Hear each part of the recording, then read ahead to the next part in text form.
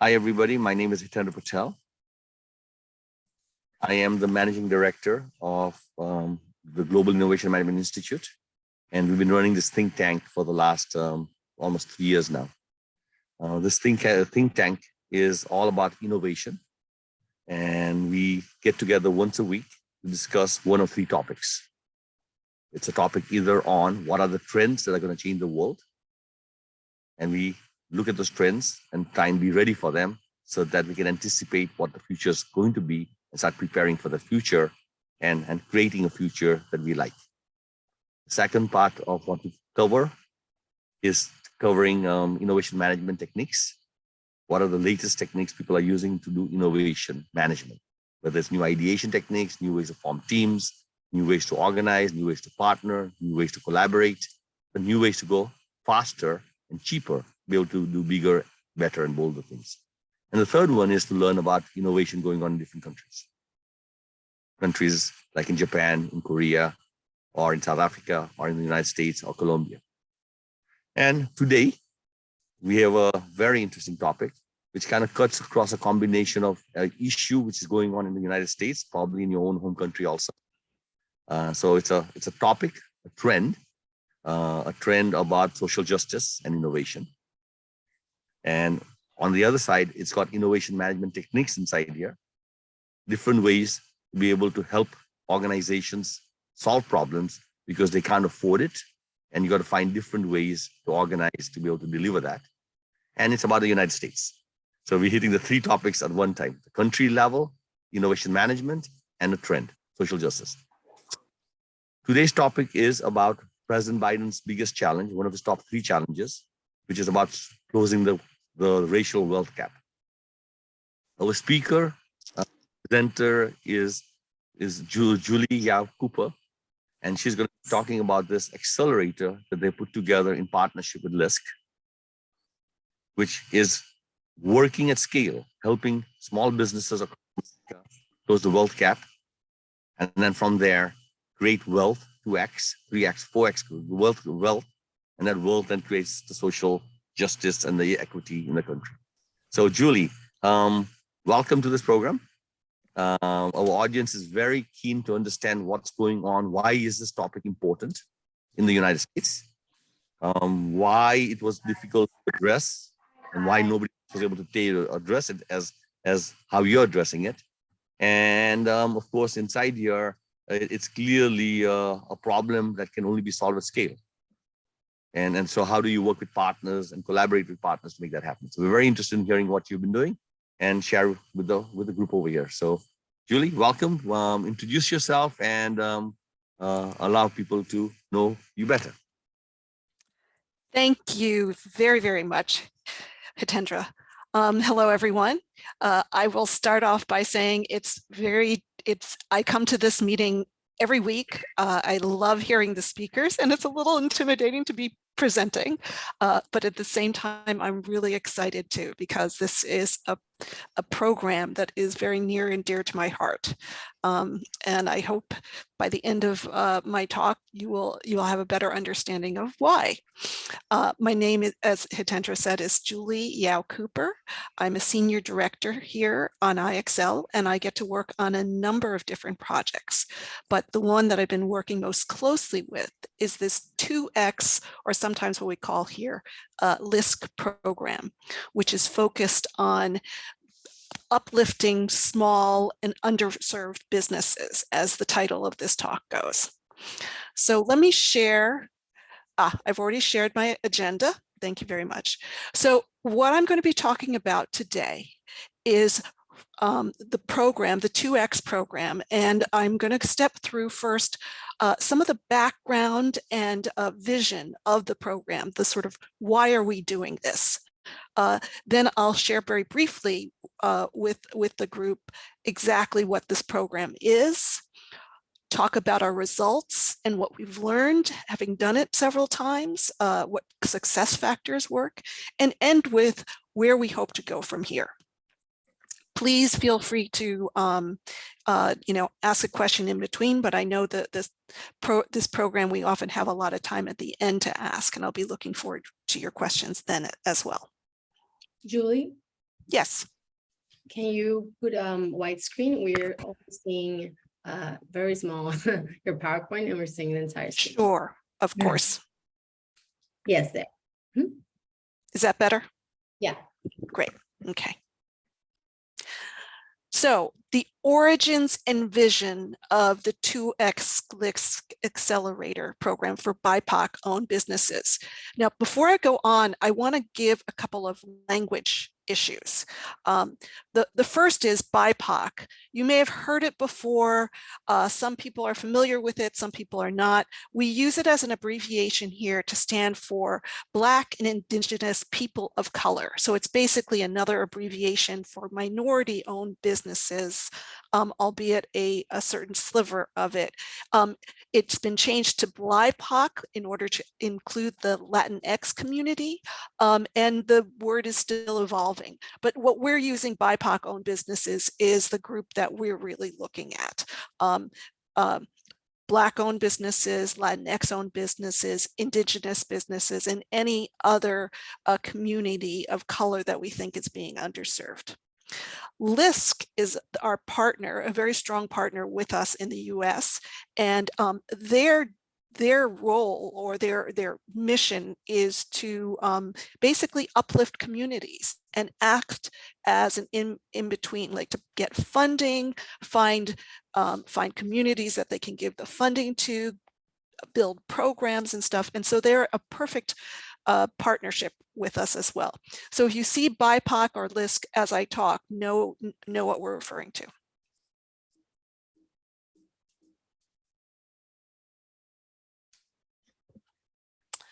So first, the issues that we're trying to address in the 2X program are issues that have been around for a long time.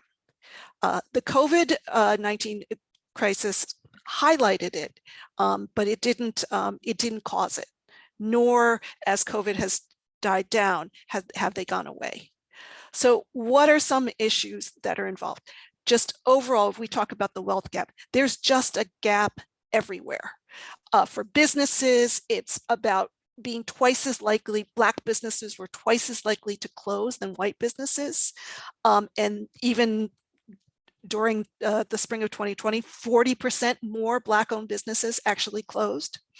On the digital divide, they're generally, the Black and Hispanic communities are 10 years behind white communities in digital savvy, and you'll soon understand that's a really key issue if you're trying to grow your business and move your business to the next level. And then just the racial wealth gap, and this is a number that when it came out, people all around our region were shocked that for white families, the median net worth was $247,000.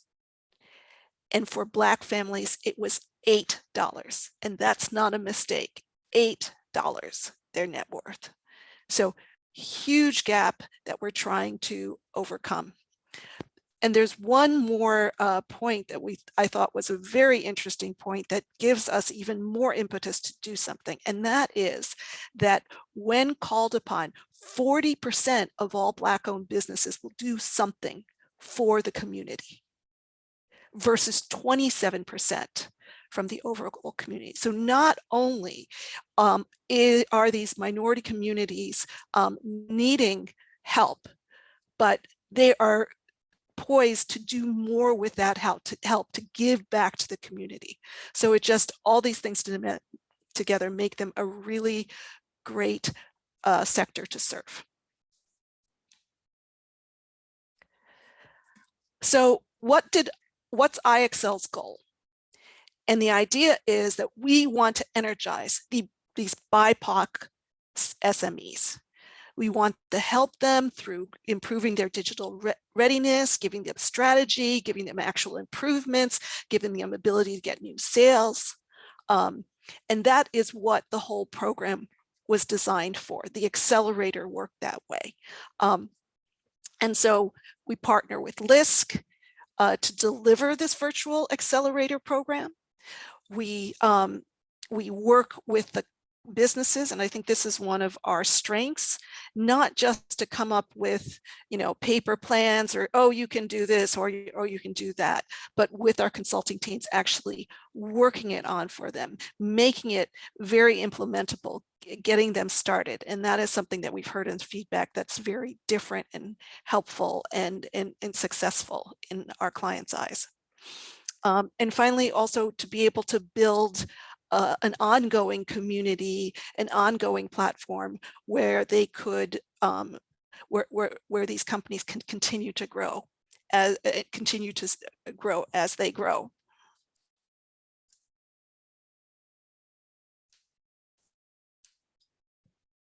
So exactly what is this digital accelerator? What are the components of it that make it, I think, work really well? Well, we have three components. First is the clients themselves. These BIPOC-owned SMEs, small and medium businesses, grouped together by sector, as in if they're all in the restaurant business, we try to keep them in a cohort. If they're all in the hair care business, we try to keep them in a separate cohort. So putting them in these cohorts allows them to have a bit of a network as they work through the program. Now, unlike many programs where it's just the program and the company, we add another component, which is almost a special sauce, and that is consulting teams. These are our student consulting teams. And they're special for a number of reasons. One, our program is what we call an opt-in program. They're not getting credit for this. They're not, these students for the most part are doing it for a volunteer. And so most of them, if not all, are doing this because they have a passion for social impact. And this is a great program to take social impact and combine it, many of them are business students, with the business skills that we have. So that's the second component. Our third component is what we bring to the table. The mentors and the coaches and the consultants that work very hard to have the whole thing work together in a very organized, methodological, and effective method. So we have that, and we have our methodologies. Really, IXL, I'll put something personal here. I've known of IXL for years, having been a colleague of Hitendra's, but I joined IXL and really got to know the methodologies when I first started last year or this year. What I've been really impressed by is just how deep and intricate, not in a complicated way, but in an interrelated way, these programs work. And that has a lot to do with the success that I see. And that's something that I realize it's not easily duplicated, but it's very powerful. And we also have online ebook systems that will also support that methodology. So these things all together really make a big difference in our program and make it really distinct and bring real impact to the clients that we serve. So what is this impact? Well, we've served over 100 SMEs in the US area through LISC. And this is sort of our schedule, and we're on board to do more cohorts. We've also brought this program to other parts in the world. We've brought it to Barcelona. We've brought it to I apologize, I'm not pronouncing it right, Cucuta. We've brought it to Hong Kong. And so it's been great because we know that this program translates all over the world, and it works, and the methodology is universal.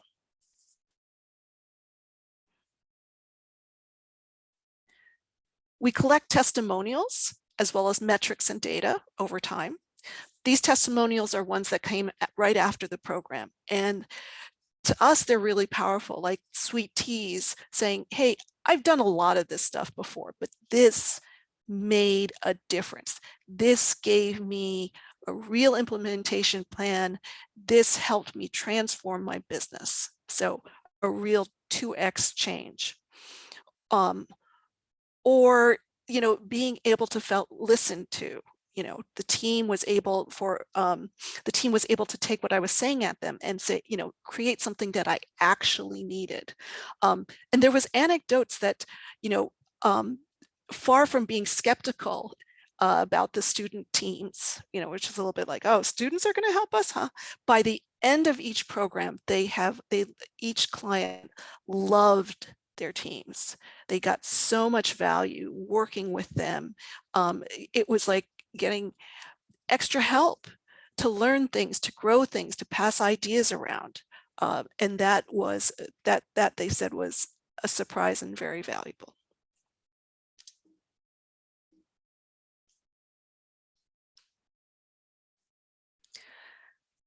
So what have we seen over doing these cohorts? What have made, you know, the difference on what success? The first is the methodology, which I talked about before. I think having a good structure, how do you get to an implementable plan, is really helpful. The second is the coaches, and I will add the consultants there, but the coaches especially, the mentors that work with the teams, have a lot of experience in business consulting. And they also are, you know, before we start, know the industry very well. So that is a very helpful resource that gets to be multiplied through the many teams.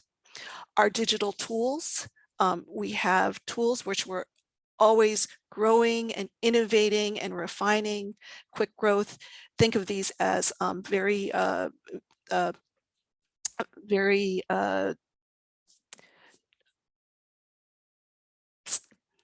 just, I can't think of the word, sorry.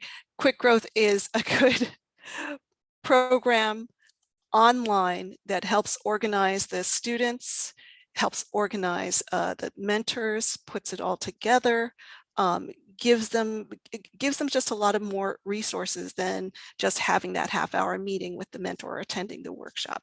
So I think it's a very good communicator of the processes that we want them to do, as well as an organizer for them.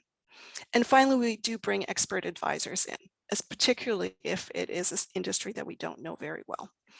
And they're there as an additional resource for everyone. So where do we hope to go from here? Well, the first one, which is probably the most obvious, which is we want to keep growing in the US, not just working with LISC, but working with new US partners, new nonprofits who want to do some of the, have some of the same impact and accomplishments that LISC does. So that's our first goal, and also focusing on the BIPOC community still, because there is a lot to do there. We also would like to expand globally. Globally, we've done some work there, but I think this program, the 2X program, can be very much applied to any part of the world. Finally, on businesses and stuff, we have focused it on small to medium businesses and certain sectors, and expanding those sectors is another way we hope to grow and make more impact on our communities. We're already doing one in childcare, which has been a very interesting exercise to go through and like get to know what childcare is and how their business is so different, and how can we give them 2X when, because of regulation, they some of the normal ways we cannot. So I think we're going to be trying more to do interesting and new and expanding programs in those areas. And finally, the most significant way to expand this business is to actually go towards what we call the self-delivery route, where we don't directly do this program, but we go through, for example, other consultants, maybe even consultants that have used our program and stuff, and says, hey, I think I have a community that I'd like to do this to, or designing it so that's fully online, so it can be reached by anyone not just someone who's in the locale of these programs. And so with that, let me stop sharing. Thank you. And does anybody have any questions? Julie, thank you very much for the presentation. While people get ready to ask questions, let's just make sure we spotlight Julie and myself. So there you go. All right, thank you. So Julie, a lot of interesting things that you mentioned in here. First, it's a social justice opportunity where it could be female-owned businesses, it could be minority businesses, it could be groups of people who are usually disadvantaged, right? And so that's one segment that you're focusing. Second part of the segmentation you're focusing is the small businesses. You're not really targeting big businesses, it's small businesses. So there's two components here. First question for you is, why is it that people who are in small businesses and people who are females or African Americans or indigenous or people of color, why are they not able to get help to be able to grow 2x while maybe others might? What holds them back more? Right. And why is this help even more relevant? Right. So just a clarifying question, are you talking about the intersectionality? So it's like small businesses that are owned by women-owned businesses, or are you just saying minorities? You're segmenting BIPOC and SME. That's your accelerator. So I would like to understand why that accelerator is focusing on that segment. Why them more than anybody else? What special in their environment that makes it more that they don't get the help, or you guys you're focusing on providing help over there? Why that segment? Yeah, well, there are many reasons. The one that this accelerator is first focused on is the whole digital accelerator. I think the statistics, as I before, like 60 to 70% of Black or Hispanic community is not digitally literate or is under literate. And that is a huge statistic that flows through into the businesses as well. So like I said, when we had COVID, it shined a bright light on this, because if you were a company that was set up digitally to, for example, a restaurant was set up digitally to do takeout orders, you could survive much better than a restaurant that couldn't. And unfortunately, the restaurants that didn't have such setup were overwhelmingly from the BIPOC community. Then there's also beyond the digital, there's also just financial resiliency. It's been also documented a lot that the finance, like being able to get loans, being able to get equity, anything is much harder for small and medium businesses owned by people of color. So you've got a segment which is first and foremost doesn't have the same capital balance sheets to be able to survive or be competitive, and on the side they are also lacking certain business acumen or business skills, whether it's technology, digital, and other things. So that's where the focus is.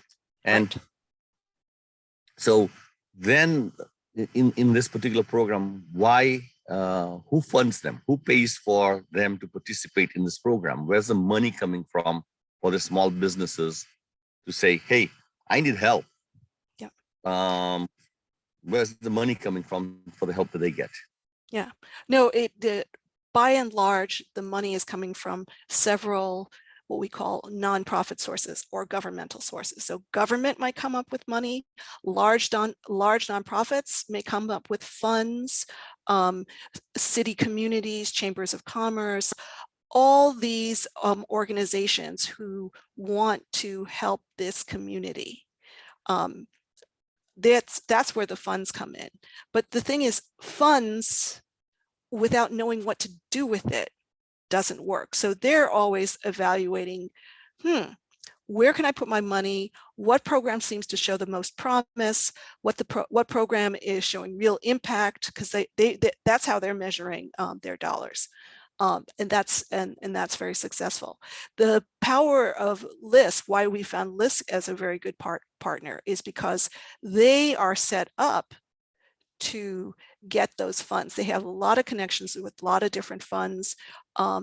And so they come and say, hey, we've got this great program. Will you fund it for us? And they can pull people together. But there's a lot of organizations out there. If I understand correctly, I mean, first of all, this problem and issue has been recognized by the President of the United States. Yes. Issue. It's been recognized by a whole bunch of philanthropic groups who are trying to solve this. And LISC is one of those groups which says small, medium-sized businesses, people of color are disadvantaged, and we would like to focus funding towards that to help them close the wealth gap. And the wealth gap that they're trying to close is really helping these businesses become financially more viable and maybe grow rapidly so they can create more jobs inside the area. Right. So I understand where that's coming from and why the small businesses are not able to do what they have to do. What is the advantage of student teams, or why use student teams when why not use a really powerful consulting team who knows how to do all this thing? So why not use consulting teams to solve the problem? Why are you using student teams? And what's the advantage or disadvantage of either or? Right. Well, the first thing and the most practical thing is using a high-powered team for these small business is just prohibitively expensive. It financially it wouldn't work. I mean, you can get funds, but they're not going to be paying the prices that a consultant firm would charge. And yet, is there a way to provide that kind of quality of service and analysis? Yes, and that's where the student consultants come in. Because, I talked before about their passion, but also they learn a lot doing this. This is great. And they're not left on their own like a lot of programs. It's like we really support them, give them guidance, that's what the mentors are for. And that is very powerful, and powerful in a cost-effective way. And it's cost-effective also in terms of time. We design our programs not to be super long. So it's the commitment is reasonable and at a reasonable length of time, which I think works as well. Yeah, my experience with big companies is even there, they don't like the idea of consulting consuming too much of their time. They got a day business to run, and got to somehow provide some attention to the consultants, and that's difficult. Yeah. And so in smaller business, I can imagine it's even harder to find time for the day business as well as to get the consulting teams to provide support on. And there's a story on Minute Clinic. Many people have heard of the Minute Clinic story, which is called right sizing the problem with the need. So people who have sniffles and colds, they used to go see doctors, and a doctor is not needed to see the person who's got sniffles. And so they got a nurse practitioner to actually match the problem. And therefore more people could be seen quickly. And in a minute, you could see these things. And it seems like you guys have thought of a way to right size the problem and the service that goes with it. The service level matches the problem, and the skill set of the people who are doing it seems to be sufficient to be able to do that. That's very interesting. Yeah. Can I add to that, HP, which I didn't talk about the clients, but it's exactly what you said. These small companies really, really care about their time. And what we try to do is make their time, every hour that they spend with us, really valuable and really precious, and going very far. And that helps a lot. Okay. So you take 30 to 50 companies at a time. You take for each company a team of consultants. These consultants are trained by GIMI and IXL Center to make sure that they know what methodology to use and how to get the best outputs and the biggest impact. Can you give us a week in the life of of the consulting team, or a week in the life of the customer, of how this program works, and then overall the whole 6 or 8 weeks? What does that look like? Sure. No, that let me take the week, and why don't we use as a sample a restaurant, a small restaurant, you know, part of, you know, in the community of Roxbury, Boston. And they want to grow. So a typical week for them as a client would be coming in and maybe talking to their consulting team once for half an hour to give them information, and then meeting them again at the end of the week to see what they've done, to learn. So half an hour to an hour. So it's not a huge time requirement, though they may have to do a little homework to answer questions and things like that. For the students, working with IXL consultants and the project leader, everybody generally meets on Monday, and we'll do an hour session that really sets them up for the part of the program that they're going to be working on. Like, for example, this may be the week where we're looking for quick wins, making improvements. Okay, that's like one of the first modules. Okay, so they get set up. How do you do that? What are you going to do that? What are you going to look at? Where, you know, where on your quick growth thing do you need to focus, and how do you work on that? So everybody meets on Monday for an hour, and then Wednesday they go off and work. Wednesday they come back and meet with their individual IXL consultant. So a team of 3 or 4 would meet with the IXL consultant to ask questions, to make sure that they're doing it correctly. It's really like a helpful time. They go away some more and prepare what we call show and tell on Friday, which is the presentation to the client. And this, I mean, you asked me sort of what the 8 weeks are. This is the pattern of every week, because we found that it's really important to keep this structure for all involved, so that the client gets involved and the consultants get involved, and we're moving them steadily through. So that is the week. And so I'd say that's the pattern, and then we change the topic each week. The other thing that's really key is there's a big push towards implementation. There's a big push towards action, because these are small companies. If we can't get them to take action, even while we're in the program, it's going to be much, much harder once the program is done. So handing them a report, not enough. Very good, Julie. Julie, this is interesting, and you know, you're telling us how we can do this with 1 quarter, 50 or 30 companies at a time, with 30 student teams coached and developed by you. So the model is different. Normally in consulting, the team comes from the consulting firm. Sometimes the teams might come from the clients. This has teams come from universities, and there's an unlimited number of universities in the world. Therefore, an unlimited number of students that you can put to work on this thing. And so that's where the scalability comes, that you believe you can take this program and drop it in Detroit, in Chicago, in Jakarta, in Delhi, and everywhere else where there are universities who have students. There are social programs that want to solve problems for some sort of under or disadvantaged communities, or any small business for that matter. Yeah. And therefore that's the recipe you're trying to copy and share with everybody as a franchise. Yes, absolutely. And it's interesting because I've been responsible for also talking to a number of universities to find out their interest or appetite for having their students work on this, even as an extracurricular, and been very positively received because it's so unique.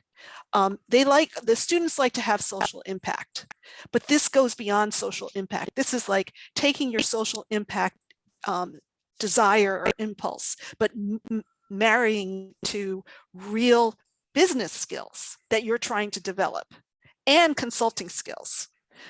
So it's been received pretty well. Okay. So everybody who's listening in, if you're thinking of creating a franchise of what was done here in the United States with Julie and the program, it essentially requires the following.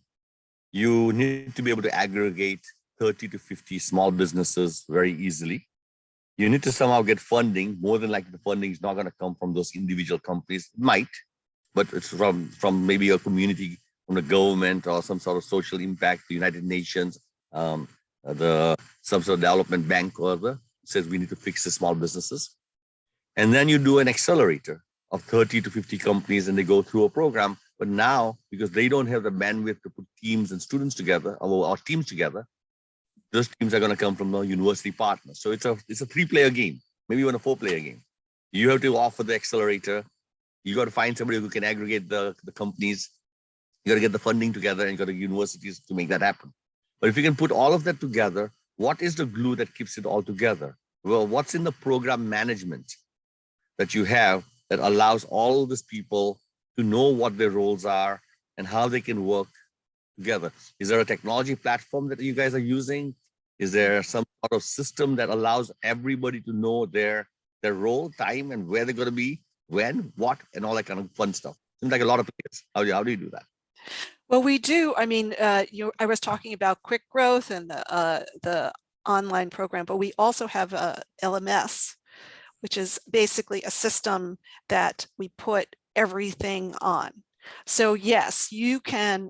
I mean, here's the great thing: you can be anywhere around the world, just like we are, and be able to access that and see what is going on, even see where people are in terms, like where the students are in terms of progress, where the teams are in terms of progress, what ideas have been done, and stuff. So there's a very good digital ecosystem to help build digital technology. Now, the interesting thing is some people will be like, yes, but you're trying to get these small companies to get on digital, to improve their digital prowess, as it were. How can you expect them for this? The beauty of the program is they don't ever have to touch this part of the program. This is designed for everyone who's helping them. So the only digital things that they work on are the things, or learn, are the things that are helping their company directly, whether it's a cash system and stuff. So we have an organizing. So you have an organizing technology platform that allows everybody to fit in and know what their roles are and how they work. And therefore that's the franchisable product. And that franchisable product can be dropped in Korea or somewhere else. Yes. So Julie, we got some hands which have gone up. I see Cristanto's got a question. We got Bob Schultz has a question. Let's start with Cristanto, and then let's go to Bob and others.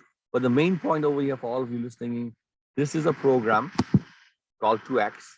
It allows small companies to become 2 times bigger. The way they become 2 times bigger is, one, they fix the core business by using a lot more digital technologies. And therefore there's efficiency and improvement from that side. And the second X comes from identifying new products and new services that their small business could also add to the portfolio, and as a result get to 2X growth.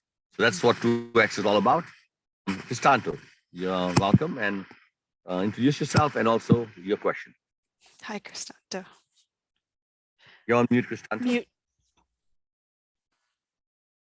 Cristanto, could you unmute yourself? Hi, Julie. Hi. Thank you for sharing. Yeah.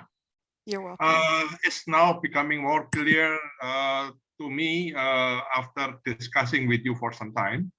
But to be very concrete with this, I can see that in Indonesia, we need that kind of thing with your business models of serving or consulting.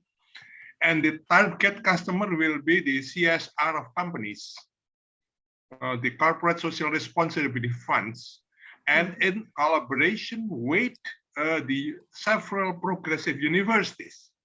So the idea, like what HP said in the past few weeks, said that if the CSR is dedicated to train mentors and consultants from the universities to help the SME, I think it's going to be quite easy to get some group of many SMEs to be supported by big companies.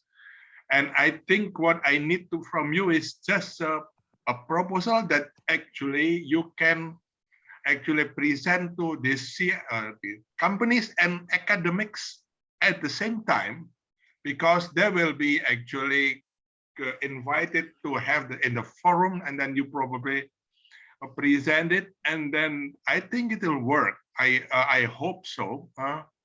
And with regard to the second thing that you said about digital divide, digital gaps, I don't know if that is actually our case, even though that we know that the lower economic class people always have a problem with the digital literacies. But what happened in Indonesia during this pandemic was that there's been a flourishing services online and logistics using motorcycles, online payment, online delivery, online orders, blah, blah, blah. And what happened was this services company actually tried to reach the SMEs, and even from the most remote places in Indonesia, that we never imagined that you can have some food from Sulawesi or from Eastern Timor, and suddenly because of the COVID, you can have it.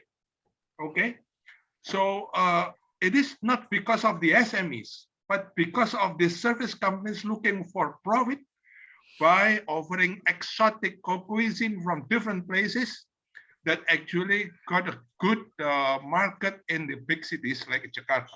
Okay, so I don't think that kind of digital thing for matters, but actually what you said as the LMS, the learning management system, yes, indeed is true. But the question is, how can you get that kind of services without you are losing your copyright or intellectual property? Because once you give it to the public, then everybody copy everything, right? So what matters is probably still the business model of offering an integrated package of consulting services by bringing in students certified in innovation professional program, blah, blah, blah. And then very clear program for 10 weeks or 15 weeks that actually proven to bring a concrete impact to the business. If that can be done, then I think you have market in Indonesia. Thank you. Thanks. So HB, do you want to address the copyright, or I can take a stab at it too? Please go ahead. Okay, so just the one you said you had a question, and it's great to hear about this opportunity. I think that's it fits. On the copyright, sure, there's always a risk of copying, but what the program, as you said, we're doing is not, that's just like one piece of it. It needs all the other pieces, which you can't copyright a consulting team. Yeah, no, to make it work. I mean, and I can show it to you, but it's one thing to see it, and it's another thing to work with teams to make it happen. And it's like, how do you listen to the businesses? How do you pull out the right insights? How do you, I mean, all those things so far still need a human touch.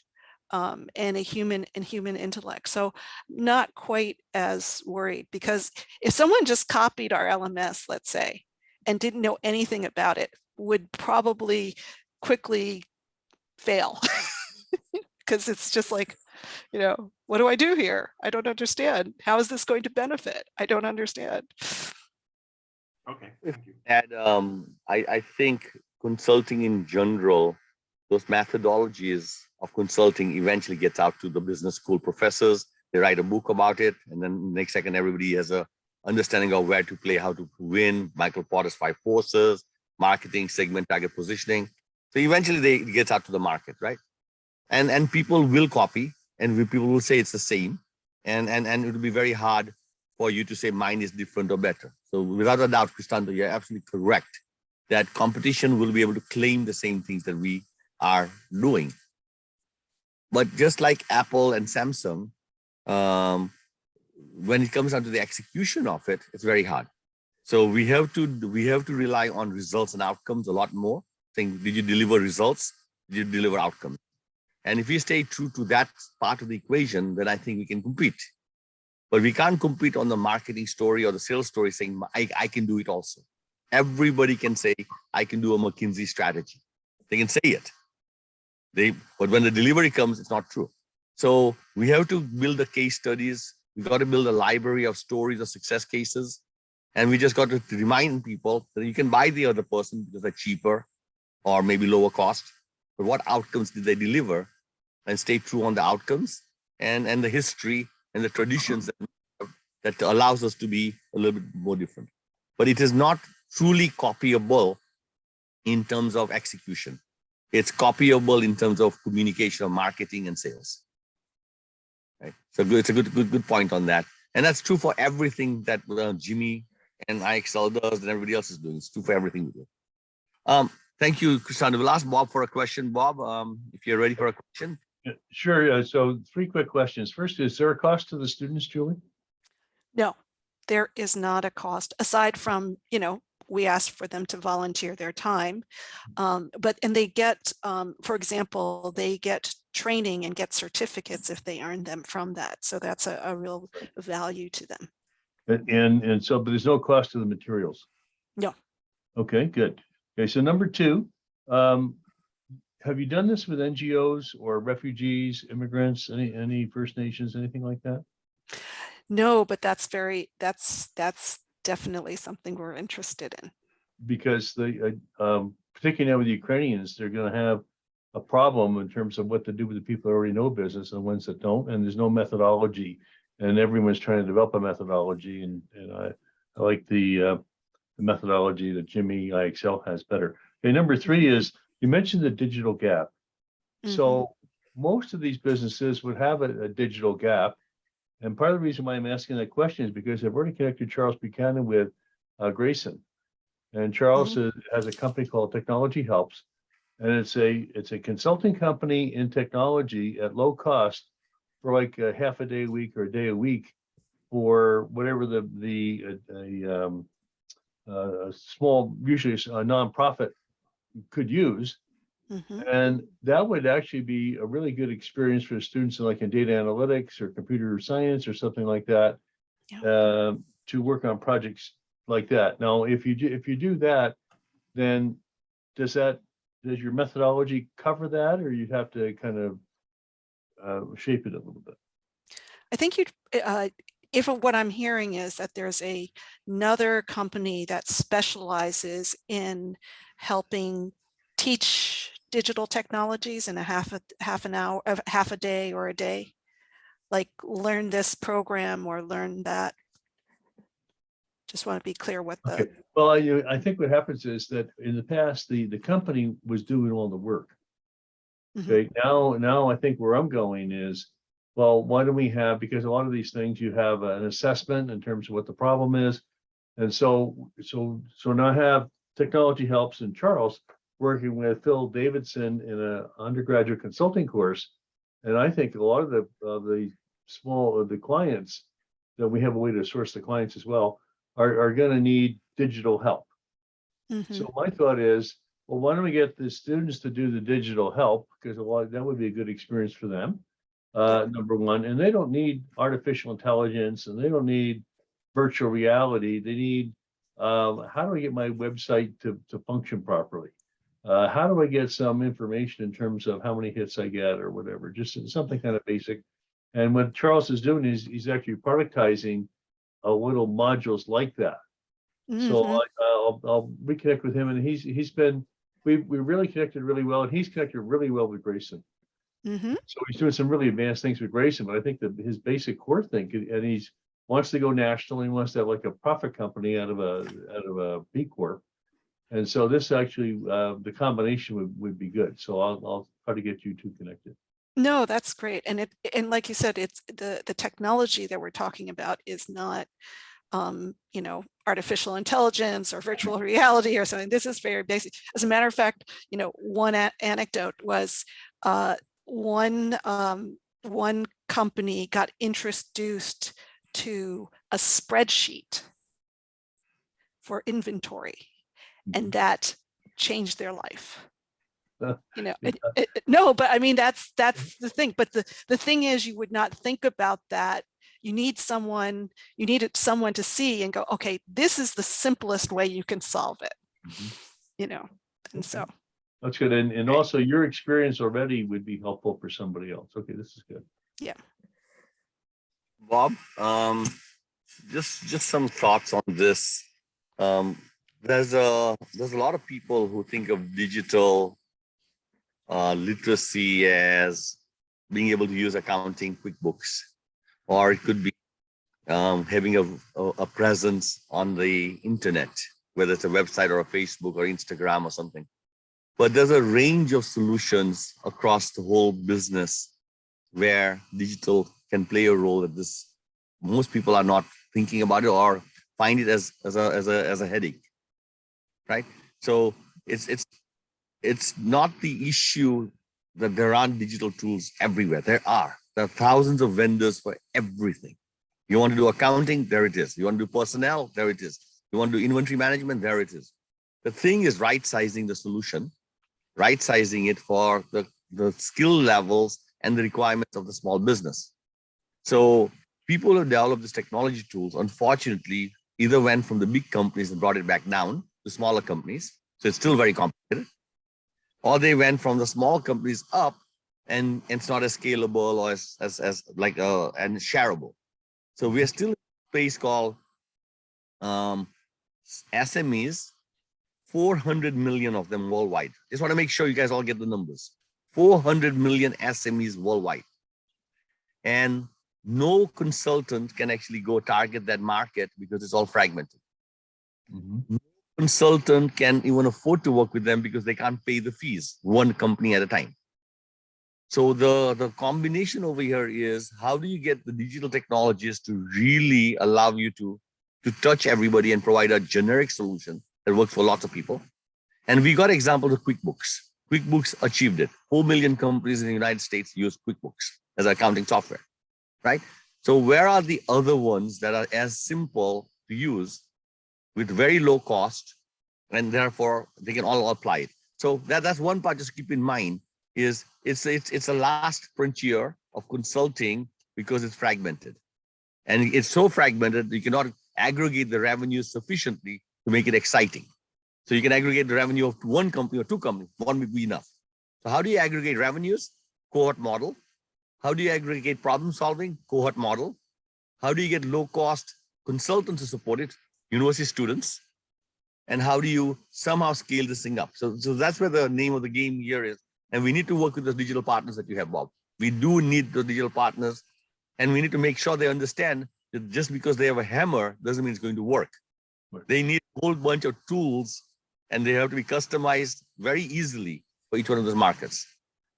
Do you have, if you looked at the tools in that space, is there something you could send me that I could share with Charles? Recognizing he's already partnered up with Grayson, and he's developing a impact model, so that when, particularly for nonprofits, what's the impact that you have, which they're all going to want, and an easy way to capture that information. So he's already Bob, perfect. Okay. We'll get that to you. So here's what we've been doing. And we're on it. We're on in another 2 hours with Doug Holt, who's the next level up for the whole province for a lot of scaling businesses, and that's actually exciting too because of his role. He's the vice president in charge of the money. And he's also someone that understands what exactly we're talking about here. So this is a good day for me. Anyway, let's put it that way. Good. So Bob and everybody, because we're doing the cohort model, we do an audit of each of those companies through the students, and we ask the question, what digital tools are you currently using? And they will make a list of it across the whole business value chain, and we're getting answers on each one of them. And so we have a library of digital companies, digital tools, digital problems, and we can certainly share that with you also. Should I connect with Julie or connect with you on that? You can connect with me. Okay. Okay, then we can go from there. Okay, that's good. All right, thank you, Bob. All right, are there any other questions from anybody? Anything in the chat that is asking questions? Okay, so let's bring this thing to an end. It's almost 10 o'clock. Julie, thank you very much for sharing with us a new You're program, welcome. 2X. And the idea is that this is not about innovation, which is breakthrough. It is incremental innovation, and innovation solutions are usually identified by benchmarking. Benchmarking what's going on in other parts of the world, other locations, and bringing it quickly to the small business who is competing mainly on location. So that's a location-based competition. How do you make those companies who are in that location be more competitive, look around the world for better solutions, and embrace them quickly, bring them in, and implement them? Julie, any last words before we wrap up? No, just I hope you caught a little bit of our passion for doing this. I will share one last anecdote. When Hitendra first talked about this, he said how meaningful it was to him to be able to work and do something for these smaller companies. And I just echo that. And I hope we have an opportunity to work together. Excellent. Thank you, Julie. It's 10 o'clock. We appreciate you coming over here and sharing a program that could be very helpful and at scale of what GIMI wants to do. GIMI's objectives remains the same. We want to train millions of people around the world on innovation and innovation tools, build capacity, capability, and knowledge and spread. And we want to get 1 million people certified in the next 5 years. As we aim for that target, imagine unleashing an army of 1 million people who can see problems and solve any problems out there. That's our mission. So with that, together we can, and as Ron will always add, and we will. Thank you, everybody.